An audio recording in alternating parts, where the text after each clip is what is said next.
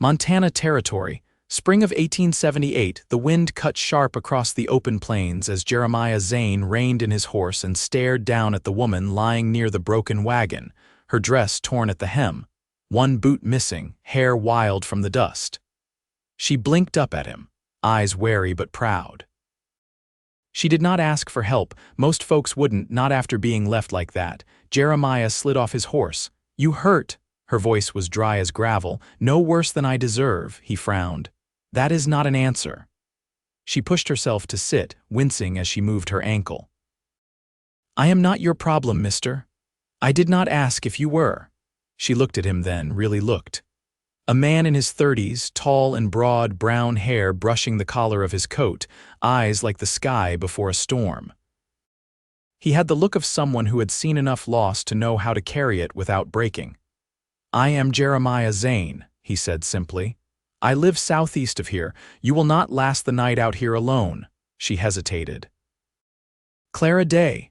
Her voice cracked a little on the name, like she had not spoken it in days. He crouched beside her, looked at the swollen ankle. "Can you ride?" "Not well." "Then I will help." Clara's pride flickered behind her eyes, but she nodded once. He lifted her carefully onto his saddle, mounted behind her, and they rode toward the line of cottonwoods that marked the edge of his land. His children Meribeth, 9, and Micah, 6, were sitting on the porch steps when they arrived. They ran to meet him but stopped short when they saw the woman. Jeremiah helped Clara down and kept a steady hand at her back as she hobbled forward. "Children," he said, "this is Miss Dey. She will stay with us a while." Meribeth tilted her head. "Is she hurt?" "Just a bit," he said. "We will take care of her." Micah clutched his toy horse. "She can have Mama's room." Jeremiah's throat tightened. Meribeth shot her brother a look, but Clara just smiled, soft and tired. "I will take the sofa," she said. Jeremiah shook his head. "You will not." That first night the house was quiet. Clara lay in the bed once used by the woman whose memory still hung in every corner, Jeremiah's late wife, gone 3 winters now from fever. The children no longer spoke of her much, but the silence around her was louder than words. Clara stared at the ceiling beams, unable to sleep. She had been called a burden, a shame, an unwanted woman more times than she could count. The man she had been promised to had left her behind in town when rumors began to spread, lies twisted from truth, whispers that she had been with someone before him. No one cared if it was true. It was enough that it might be. By morning, she had made up her mind to leave. She dressed with effort, tied her hair back, and limped outside. Jeremiah was chopping wood. He did not glance up. "If you are looking for your boot, Meribeth cleaned it and set it by the door." "I should not stay. I do not want to cause trouble." He paused, wiped his brow. "You did not cause the trouble, Clara." She folded her arms. "Still." Jeremiah stepped closer, his voice quiet. "You do not owe me anything, but my children have not laughed in months. If you can teach them how, that would be thanks enough." She blinked. "What makes you think I can?" "Because Micah asked this morning if you would read to them." She looked toward the porch. The boy sat there with a book in his lap, watching her with hope too big for one so small. Clara swallowed hard. "All right." In the weeks that followed, she stayed. Her ankle healed. She read to the children every evening, told stories from books, and some she made up herself, silly ones about talking animals and brave little girls who climbed mountains. One afternoon, Meribeth laughed so hard she nearly fell off her chair.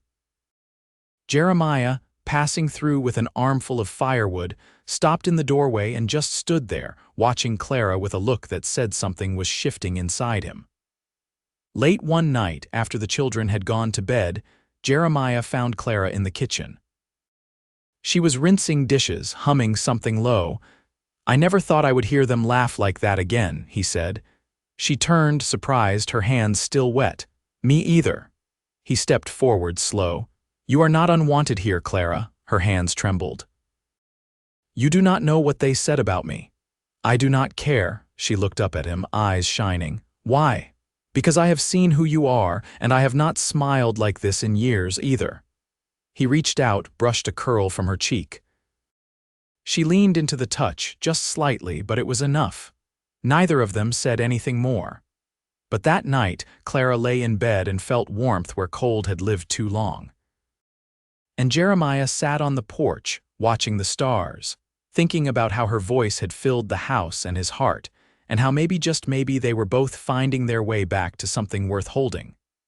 By early June, the cottonwoods were leafed full and heavy with birdsong. Clara had taken to sitting on the back steps in the mornings, her mended boot tapping lightly as she shelled peas or stitched the seams of the children's shirts. The house had a rhythm now, quiet, sure, and threaded through with a kind of ease that hadn't lived there before. Micah followed her everywhere. He asked questions about clouds, about how far the moon really was, about whether animals got sad when it rained. Clara never turned him away, never rushed him along. She listened like every word mattered. Jeremiah noticed. One afternoon, she stood at the fence line with Meribeth, both of them watching a hawk wheel far above the pasture. Jeremiah came up behind them, wiping his hands with a rag worn soft from use. "She's been asking about schooling," he said. Clara turned, shielding her eyes. "Meribeth," he nodded. "Says she wants to learn her sums proper." Clara glanced at the girl, then back at him. "I can help with that if you're willing." "I am," he said. "She's taken to you, they both have." Clara looked away toward the hills. "I never thought I'd be wanted by children." Jeremiah tilted his head. "Who told you such a thing?" "No one had to," she said. "They just didn't stay." He didn't answer right away. The wind stirred the grass between them. "I don't think they saw you right," he said finally.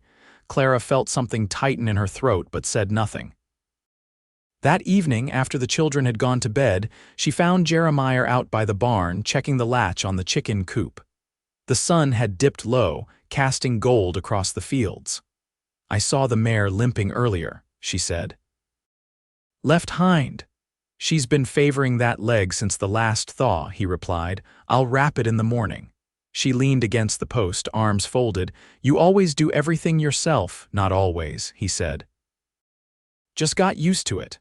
You don't have to anymore." He looked at her, then really looked. "You offering to help with the livestock, if you'll let me," she said. He let the silence sit a moment, then nodded. "That'd be welcome." The next morning proved her word. Clara rose before the sun, her skirts tied back with a length of twine, her hands steady with the feed buckets. She moved slower than him, but she didn't complain. When she reached for the tack to help ready the gelding for plowing, Jeremiah paused. "You ever worked a harness team before?" She met his eyes. "Not with horses, but I've handled stubborn men." He laughed, then, a sound low and rough, surprised from his chest. She smiled, not at the joke, but at the sound of it. By evening, her palms were raw, a welt rising where the leather straps had rubbed. Meribeth brought her salve without being asked, and Clara let her smear it on carefully. "You're tougher than you look," the girl said. "So are you," Clara replied, brushing a braid back over the girl's shoulder. Later that week, a neighbor rode in an older man named Cal Whitmer, who traded lumber and gossip in equal measure. He dismounted stiffly, eyeing Clara as she brought out a pitcher of water. "You the woman come from up near Miles City?" he asked. Jeremiah stepped in before she could answer. "She's family now," Cal raised a brow. "That right?" Clara held his gaze. "I'm not going anywhere." When he left, Jeremiah stayed by the gate, arms folded, watching the dust settle behind Cal's retreating horse. "You didn't have to say that," she said at last. "I wanted to," he replied.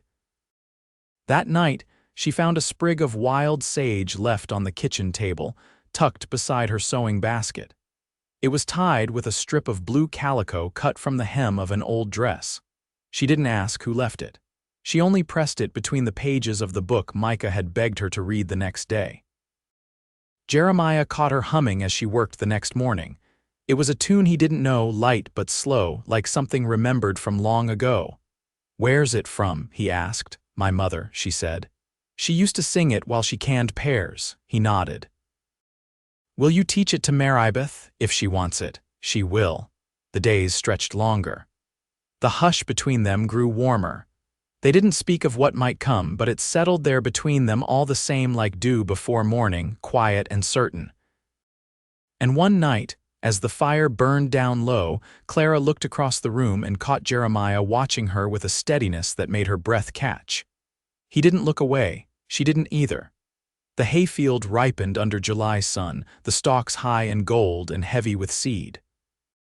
Jeremiah had started the cutting early that morning, working in wide loops across the slope, while Clara kept the kitchen busy with bread and salt pork, and a cool basin of water for when he came in flushed and quiet.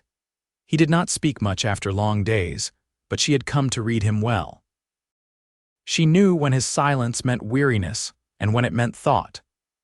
That evening, when he scraped his boots at the door and stepped in with a slow roll of his shoulders, she handed him a tin cup and said nothing until his breath evened out. "I saw a boy try to steal eggs from the coop," she said as he sat. He looked up, brows low. "Whose boy?" Didn't recognize him, she said, pouring water over a cloth to wipe the table. "Thin, maybe 12. Ran off when he saw me. Was he hurtin'? Wore no shoes. Shirt near threadbare." She let the cloth fall into the basin. "He wasn't mean, just hungry." Jeremiah leaned back in the chair, eyes on the wall. "There's been a family camped near the dry creek. I heard about them from the storekeep. Lost their claim south of here. I could bring food," she said. He nodded. "Take Maribeth, let her see what kindness looks like." Clara's hands stilled. "You think she'll understand?" She already does. The next morning they packed bread and dried apples into a sack and followed the ridge on foot. The boy met them just shy of the creek, his posture stiff, jaw clenched like he expected scorn. Clara crouched down, held the sack out without a word. He didn't reach for it right away. Maribeth stepped forward, her voice low. "It's for your ma." The boy blinked. His fingers brushed the sack and then he turned and ran without speaking. Maribeth watched him go. "Should we wait?" she asked. "No," Clara said gently. "That was enough." They walked home in the hush of wind and grass, and that night Clara found Maribeth sitting on the porch step, arms wrapped around her knees. "Did you ever go hungry?" the girl asked. Clara sat beside her. "Once, when I was small. My mother sold her wedding ring to buy flour." Maribeth leaned against her without speaking, and Clara rested her cheek against the girl's hair. Later, after the children had gone to sleep, Jeremiah stood by the open window, arms folded, listening to the crickets and the hush of Clara washing up behind him. "You didn't tell me about your mother before," he said.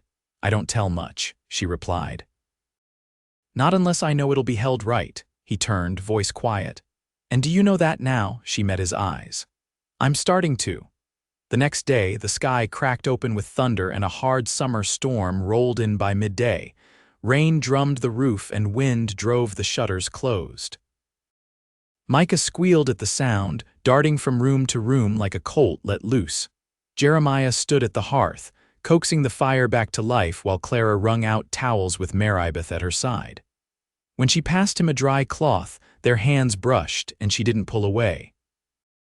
That evening, with the wind still high and the fields slick with mud, they sat close while the children played with carved animals on the floor. Jeremiah's hand rested near hers on the table, and after a long moment, his fingers curled over hers like it had always been meant. She looked down, then up at him. He didn't blink. "I never thought I'd find a place to stay," she whispered. "You didn't," he said. "You made one." She closed her eyes just for a breath. "I was told once," she said, "that I was born to be someone's burden." He shook his head. "You're not heavy, Clara. You're the ground under our feet." Only the fire spoke after that, and when she reached for his hand again, he held it like something sacred. No rush, no claim, just quiet knowing, and for the first time in years they both rested easy. The wheat Jeremiah had planted near the southern edge of the property rippled in the morning light, green turning gold at the tips. Clara stood beside the fence with her sleeves rolled and a strip of muslin tied back around her hair, watching Jeremiah drive the last fence post into the corner line. He worked slower now, not from age, but from something measured and steady that had settled between them, like neither needed to rush what was already growing. She stepped down from the gate rail and brought him a tin of boiled coffee. It was still warm from the embers he'd banked before dawn. He took it with a nod, wiping his brow on the back of his wrist. I need to ride into Baker's Crossing tomorrow. Supples are running thin. She rested a hand on the top rail. You want company?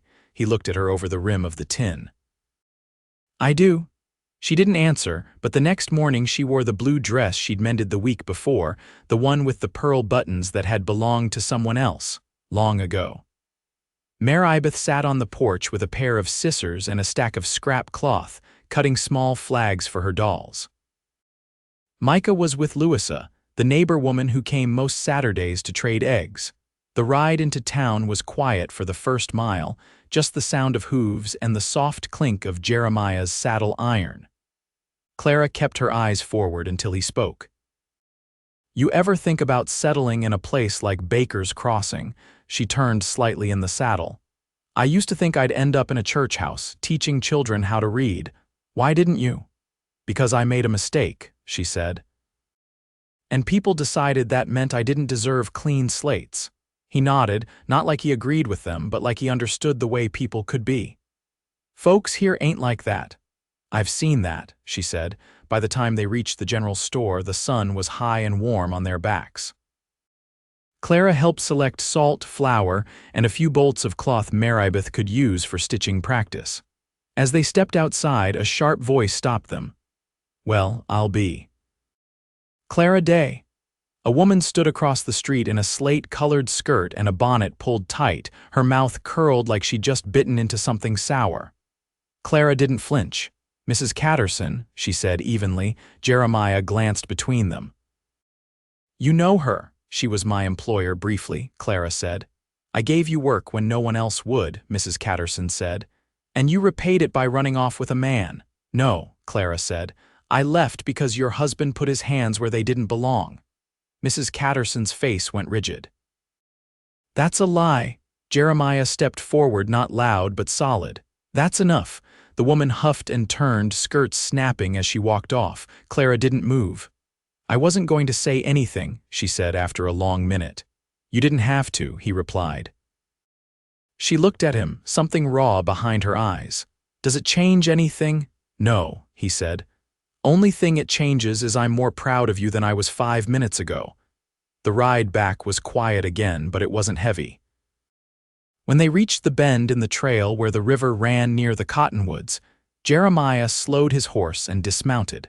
Clara watched him tie the reins to a low branch. What are you doing? He didn't answer right away, just walked down the embankment to the gravel edge where the water lapped soft against the stones. She followed. He picked up a flat rock, turned it in his hand. When I was a boy, he said, my father used to bring me here. Taught me how to skip stones, told me the trick was in the wrist, not the arm. She crouched beside him.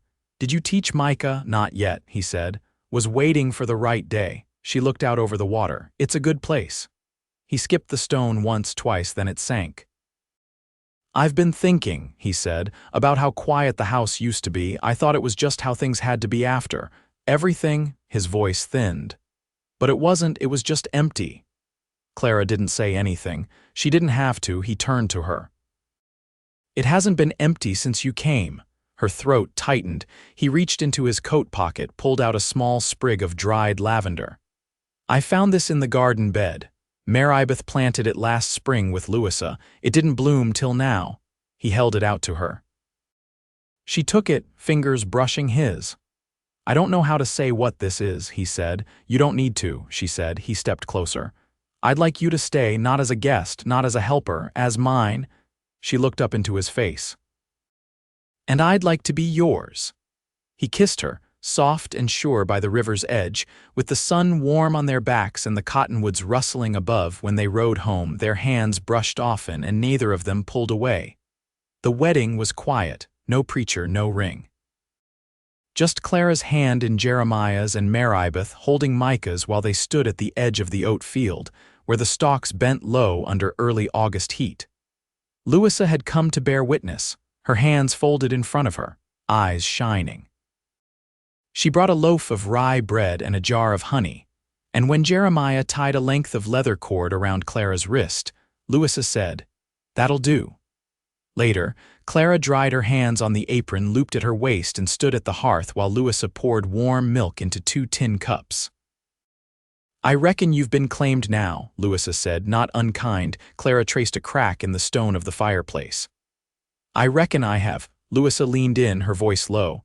"He's not like most men." Clara met her eyes. "No, he listens." Louisa nodded once and handed her the cup. By the next week, Clara had moved her things into the room that had once been Jeremiah's alone. She folded her clothes into the cedar chest at the foot of the bed and laid her hairbrush beside his on the washstand without a word. That night, when she sat down beside him, he reached for her hand beneath the quilt and rested it against his chest like a promise. "Do you think they'll forget her?" Clara asked, voice quiet. "They won't," he said. "But they'll remember her in peace now." September brought longer shadows and the first smell of wood smoke.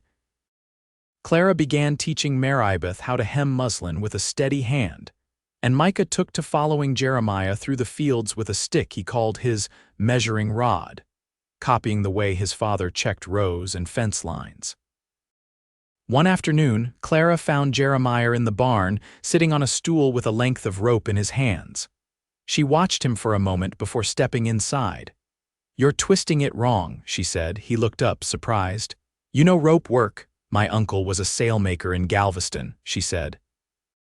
"He taught me to twist cord for tar lines. It's not all that different." She took the rope from his hands and showed him how to turn the strands against each other, her fingers sure. After a while, he said, "You've lived a lot more than you let on." She tied off the end and handed it back. "Living's not the same as being listened to." He took the rope and didn't speak for a long time. Then, "I wish I'd met you sooner." Clara didn't smile. "You met me exactly when you should have." That night, Jeremiah brought out a blanket and laid it in the yard under the stars. Clara joined him after the children were asleep, her hair braided down her back, her hands full of the warmth she carried from the hearth. "The sky looks bigger out here," she said. "It always has," he said. "But it feels different now." They lay side by side, not touching but close enough to hear each other breathe. After a while, she turned her head. "I'm not afraid anymore," she said. "Of what?" "Of being seen." He reached for her hand. "You were always worth seeing." They didn't speak again that night, not with words. By the time the frost came in October, the garden had been turned under, and Clara had set onions to dry in the root cellar. She sewed Micah a coat from wool Louisa had traded for eggs, and she let Maribeth help with the buttons. Clara and Jeremiah worked side by side through the shortening days, and when the wind picked up and the nights grew colder, they moved more of the sleeping quilts to the main room so the children could be close to the stove. One night when the wind howled through the eaves, Clara sat in the rocker with Micah curled against her chest. Jeremiah stood nearby, watching the flames in the stove. He looked over and said, "Micah asked if you'd stay forever." She looked down at the child's sleeping face. "I already have." The snow came early, blanketing the fields and softening the hard edges of the world. Inside the house, the walls held warmth and the sound of laughter. Clara sang to the children in the evenings, songs with no words, just soft hums that rose and fell like breath. In the quiet of those long, white days, Jeremiah began carving again, small things at first: a fox for Micah, a wren for Maribeth, then a small figure of a woman, standing tall with her hair caught in wind. Clara found it one morning on the windowsill, beside the lavender she'd dried in the summer. She didn't ask if it was meant to be her. She didn't have to. Jeremiah didn't bring it up until the following week, when they sat at the table after the children had gone to bed, sharing the last of the winter cider. "I don't know how to say this right," he said, "but I think I need you more than I ever thought I'd need anyone." Clara looked down at her hands, then across the table at his. "Then it's a good thing I'm not going anywhere." He reached for her, and she came easily into his arms. There was no firelight between them, then only the warmth of two people who had been shaped by sorrow and had chosen, gently and without fear, to love again. The years that followed were quiet but full. Clara taught at the schoolhouse 2 days a week when the new teacher took ill. And Maribeth grew into a thoughtful young woman who stitched better than Clara ever had and read every book she could find. Micah took to horses, and Jeremiah taught him to shoe and bridle, to listen to the way a gelding's breath changed before a storm. Jeremiah built Clara a small room at the back of the house, a place where she could sew and write and sit in the afternoon light. He lined the shelves with the books she loved, and every spring he brought her wildflowers to dry between the pages. They never spoke of the past beyond what the children needed to know. But sometimes, when they sat together on the porch and watched the sun dip behind the hills, Jeremiah would reach for her hand, and Clara would rest her head against his shoulder, and they would sit in that hush, full of everything unspoken and everything shared. It was not the life either of them had expected. It was better.